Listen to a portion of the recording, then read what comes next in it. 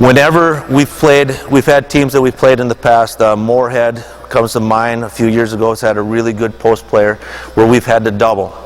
And I do not like doubling the ball from the pass.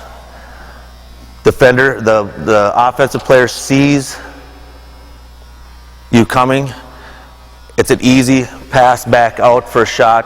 Whenever we double off passes into the post, we always bring it from the backside.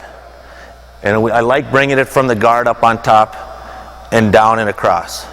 Now when we do that, we teach them that it's on flight of ball.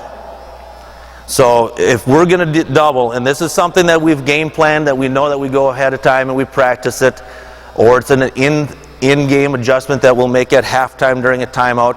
But what they know is that anytime the ball is going to go into this post player, on flight of ball, we sprint at them and we come up from the backside and we get here. What that prevents now, it prevents them from turning and trying to make a cross-court pass, and their only options now are still on ball side. And when they double them, we want them up, bumping them as they double.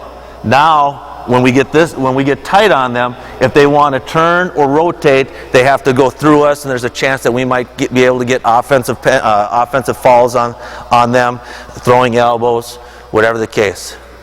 And it doesn't happen that often, but there are post players that we will do that against, and not just let them play one-on-one. And we'll do that too if we're in foul trouble.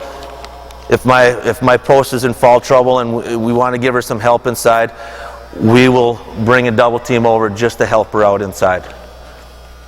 Any questions so far from anybody on any of this? Is that good post, no foul? Absolutely. Yeah, absolutely. We still fly her out there, and what that does, the biggest thing it does is when you have, and she's about 6'1", 6'2", what that does is now you have a big girl, and if she gets the pressure defense that she's supposed to, that takes away any passes, any cross-court passes. We get a lot of tips that way from us diving back.